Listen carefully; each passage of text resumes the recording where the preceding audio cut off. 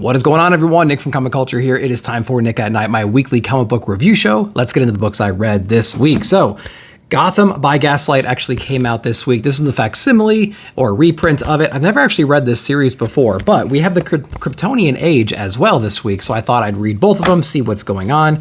Now, I'm not going to do a full review on this book here. It came out back in the late 80s, if I'm not mistaken, and so basically this is a reinterpretation of Batman in like the 1880s, and it's focused around Jack the Ripper, and there's a whole detective story about, you know, who that is and his impact on Gotham and whatnot, where he came from, and it's a pretty cool, interesting story, pretty fast read as well. So I'd recommend jumping into this one and just checking out what Batman would be like back in like the late 1800s, having to solve like a Jack the Ripper kind of a case. We have Batman Gotham by Gaslight Kryptonian Age out this week as well. So there's no direct correlation that I can find so far between these two, but it's a continuation of this alternate universe Batman. This one's set in the 1860s. We have a family traveling west in America right now. And, you know, there's like Native Americans around and there's a little bit of a threat from that perspective, but we see what appears to be like the landing of Superman, right? We have a mysterious meteor crashing down. There's this weird glowing green light that they see right there. And then it kind of cuts away to the not too distant future. We're in 1893 and there's a gathering at the Gotham Museum. This is supposed to be a celebration of them being able to curate all these different pieces from around the world to create some kind of, you know, cohesive exhibit and showcasing the best stuff out there. Of course, we're introduced to a woman in here, Selena Kyle. Of course, she's infiltrating right now. She's rubbing elbows with the elite. She runs a brothel, I believe, in this city. And of course, she sneaks away to do what she does best, right? Put on that thief outfit because, you know, who could blame her? She's in the situation where all these artifacts are in one place. So we get to see a little bit of that action as well. We do get some Batman in here when she finds herself in a little bit of trouble after she delivers the goods to the people who hired her. And not only that, but we get to see some other cameos as well from some other characters that are rich in the Batman lore. Artistically, this book definitely takes you back to the 1800s, the architecture, the character design, things like that. I think it does a fairly good job of putting you in that space. I haven't, you know, made all the connections yet between this book and this book just yet. Maybe there's not supposed to be, besides just the general era that it takes place in. And the Kryptonian Age, as a name for this series, is a little bit elusive too, because, you know, the artifact that we see in here is a little bit Green Lantern-esque, but there's obviously some connections to like a kryptonite kind of a thing.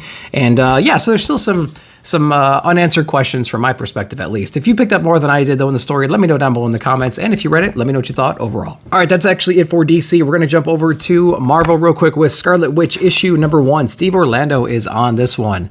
I initially picked it up for the Jenny Frison cover, but it's a new number 1, and I feel like we've gotten a lot of Scarlet Witch number 1s as of late. She had her own series, which rebooted a little while ago. We had Quicksilver number 1 with her. I didn't really enjoy that one, and now we're jumping into here to see what's going on. So, I mean, if you like Scarlet Witch still in the same shop with the magical doors, she's taking care of the threats, the mystical threats of the day. Darcy's still running around doing Darcy stuff, and she has this other guy in here now too, who I believe goes by the name of Mantor. He's just a dude that's in here trying to help people out. He's helping some customers and whatnot.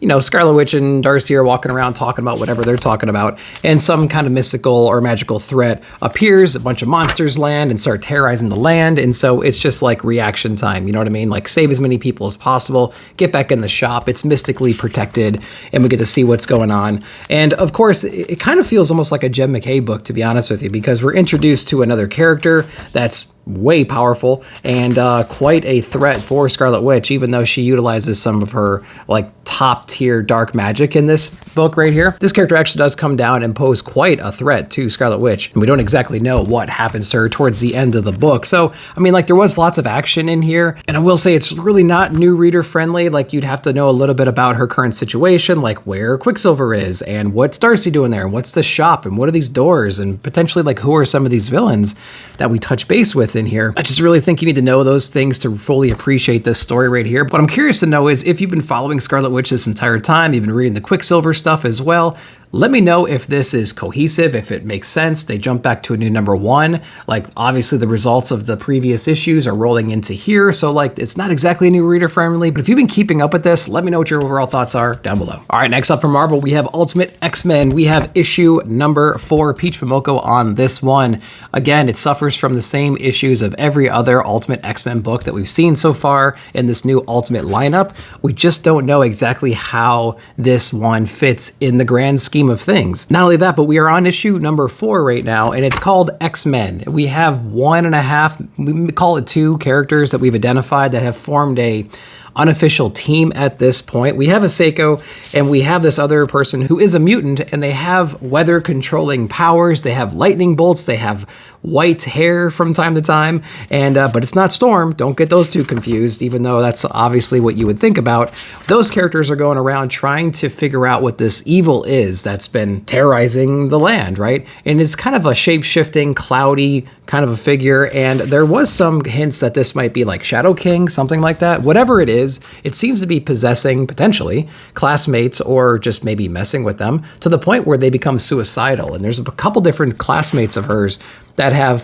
fallen for this. And so she's trying to uncover all this mystery right now. This issue at least had a lot of battles, a lot of fighting, and really cool artwork, to be honest with you. But I feel like the story itself still is just too ambiguous. We don't exactly know how it ties into the broader Ultimate Universe, and I just need a little bit more dialogue, or maybe a little bit more spoon feeding, maybe some information like between the lines kinds of things. I need that information to make the story cohesive and make sense to me. Not to mention, if you were going to add ancillary characters or characters to join this X-Men team, like why would you choose one that's so on the nose for other members that exist today? I don't exactly understand that character decision, but you know, I will say that the one thing this book, this particular issue, has going for it is the fact that it has tons and tons of action, which some of the other books were lacking, to be honest with you. So Ultimate X-Men issue number 4.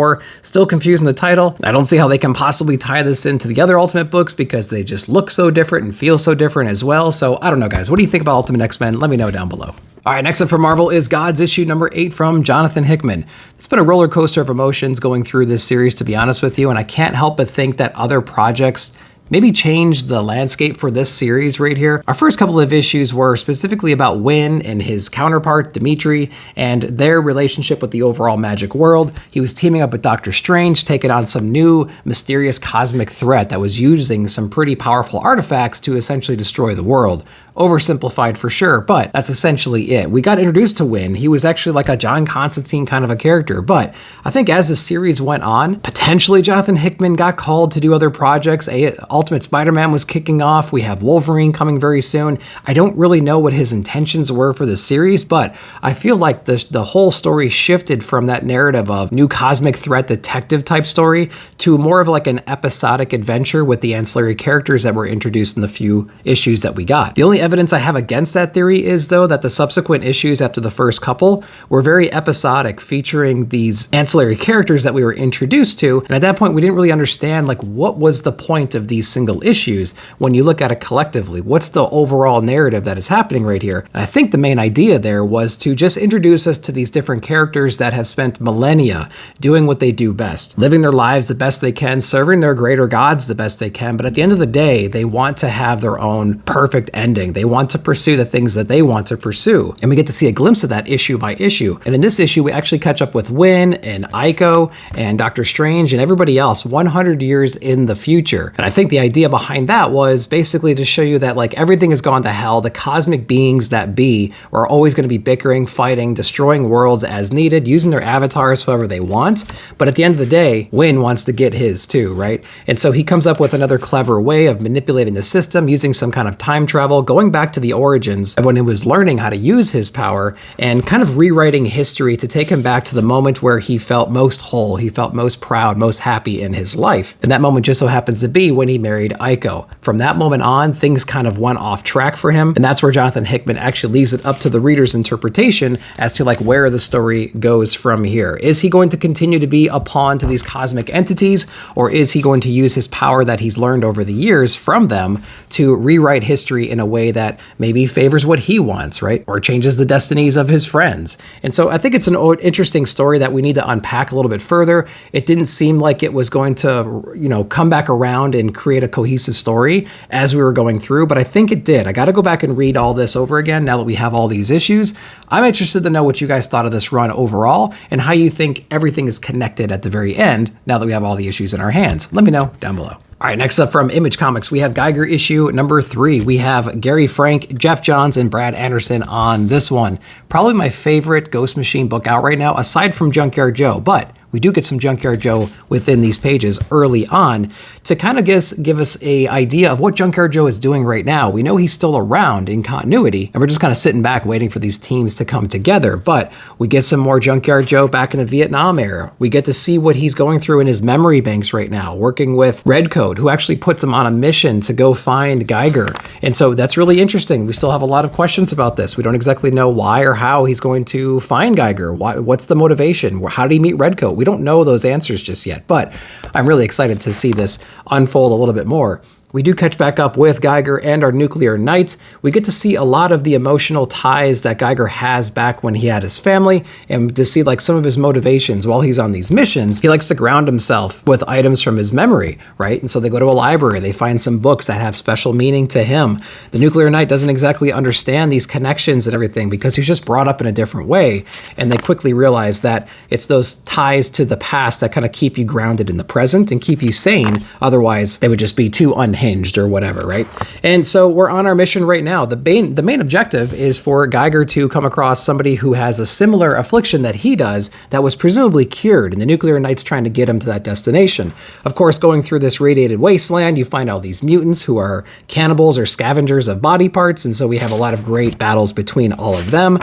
And we get some, again, heartfelt moments between the nuclear Nite and Geiger about their past and their memories, and again, the things that keep them sane. And so I think they're doing a really great job of adding this emotional layer on top of all these characters. They're mixing that with a lot of great action and adventure, and we're progressing the story forward every single issue. So we're not just lingering around or meandering like some other books might do. So big props to the creative team for having this book still be relevant. They're still able to maintain a sense of excitement every time the book comes out, and there's always a great cliffhanger at the end of each issue. This one is no exception to that. Let me know if you're reading Geiger down below. All right, next up is Something Epic issue number 11 from Kodransky. Now, this series is shaping up to be something that's quite special. I don't think I've ever seen characters of mythology used in a way like this before. So we still have this Epic, who is somebody who can ride the line between imagination and reality. She can interact with deity. She can actually talk to Zeus. She can talk to different kinds of creations that have popped up. She can talk to this detective duck and things like that. She's actually a PI investigating the disappearance of Zeus. So we're talking like Mount Olympus royalty missing right now. There's some conspiracy or some allegations being thrown around about who might be responsible for this. She's gone to the depths of hell to question very powerful beings. Now she's talking to Gaia to see who else can share similar traits to Zeus, this like controller of lightning, which of course sends her on a trip to go see some Asgardian royalty as well. And you get to see all of that inside of here. Just the transitions and the journey that these characters are taking right now is just spectacular. I love the transition. It all makes sense. It makes sense for her to go on this trip, to talk to these different people. It's like building a puzzle and just putting all the pieces in at the correct moments. It just flows really, really well. And there's still some dark undertones in here too. We also have this appearance from Hades in here, who also gives her some advice to, essentially tread lightly, be careful out there. Things might not exactly be what they seem. And so, that's kind of setting us in all different kinds of directions. But I'm just absolutely loving the journey that we're going on right now. It's taken us to every kind of scenery imaginable, which is absolutely perfect for Kodransky because the dude can like draw unlike anybody else. And so I'm loving the flow. I'm loving the characters. I really like the arc here and the mystery we're unraveling. Something Epic issue number 11. Highly, highly recommend checking out this volume. It's really incredible. All right, next up, Transformers issue number 9. Daniel Warren Johnson, Jorge Corona, Mike Spicer on this one. It's just continuing to be a great, great series in the Energon universe, constantly showcasing just amazing battles and just beautiful, beautiful line work and coloring with this splash of humanity that we've known to expect from this series.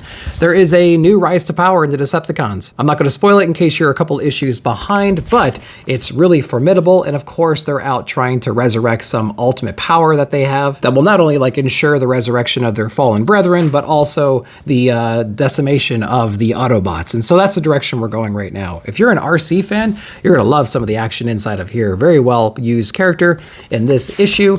Great heartfelt moments between her and her human companions. Not only that, but this series constantly pops up new characters, new Transformers that people might not know or we haven't seen yet. They do so in creative ways. So just props to the team for keeping it new and fresh and the story moving. It's just been a real treat to see this all unfold, and I can't wait to see how these new G.I. Joe books will be tying in, because we planted the seeds for that, and I want to see that go forward. I can't wait for Destro coming out. We had Scarlet come out last week, so this world's just going to continue to expand, explode, and be awesome. So definitely check out Transformers if you haven't yet. Ain't No Grave, Scotty Young, Jorge Corona. Man, this book has been absolutely spectacular. I loved issue number 1. This is a story about a woman who is terminally ill, and she's willing to go to the ends of the earth and kill death itself so she can have more time with her family. So that's exactly what she's doing here. She has said goodbye to her family. She is going off into the depths of hell to go take on death head on. This book right here is showcasing her battle, working her way towards hell, working her way towards death, the different demons, monsters, zombies, whatever she has to fight along the way.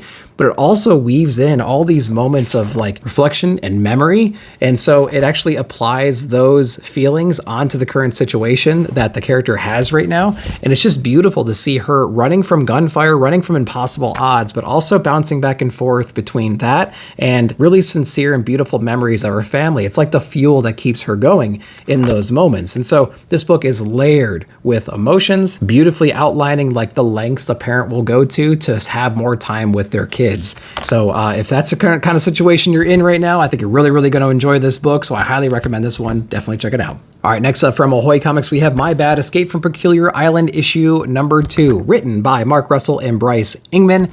And this is a series I didn't really have a lot of context for. I jumped into issue number 1, and after reading issue number 1, it's just like the perfect blend of satirical humor that Mark Russell brings to any book that he has. But its main focus is on superheroes and superhero teams and how like ridiculous those things can be. There's a couple different stories going on in here, and they all have their different cast of characters and story, but like I find myself laughing out loud every time I read this book just because of the outlandish nature of his satire that he uses. There's so many like cool creative characters in here with these messed up motives, and their interactions and dialogue is just very witty and very just absurd. And so if you're into that kind of stuff, I think you would really like this one. Like there's this Canadian superhero lounging at the beach. His name is Legroom, and he's got like really impossibly long legs, and he's pissed off because he wasn't selected for some superhero team awards that they had previously, and that whole scene was just hilarious in general. So like again, it's just a really funny book ripping apart superheroes, the superhero tropes that we know, and introducing us to just wildly crazy characters. So if you're into that kind of stuff, definitely check this one out. It's hilarious. Let me know if you did down below.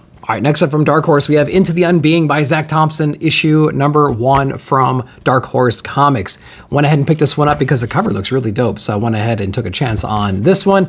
And it's a pretty interesting book. We're following this team. They are investigating this anomaly that happened out in the middle of nowhere, and they're just trying to check out and see what's going on. There's like some different backgrounds and different character types in here. Everyone's coming from like a broken background, and we're just trying to make this team work. That's the basic premise I'm getting right there. But they're venturing out right now. They're exploring the unknown. They actually come across this a strange anomaly, and it almost is like this giant figure has just appeared, this giant. It becomes like a cave system almost. It's so huge, and they're having to like brave the wilderness to get out there and deal with whatever threats come along the way. And there's definitely something like strange and unexpected about this formation, or maybe the land around it, and it's causing all this drama right now. And so they're trying to figure out what this all means, what exactly it is. And of course we have a missing persons, and we have the elements coming back to bite them, which forces them deeper into the unknown right here. So it's a pretty interesting story so far. We don't have a lot of answers right now, a lot of clues about what might actually be going on, but I'm sure we're going to unpack that later. Let me know if you read this one though down below.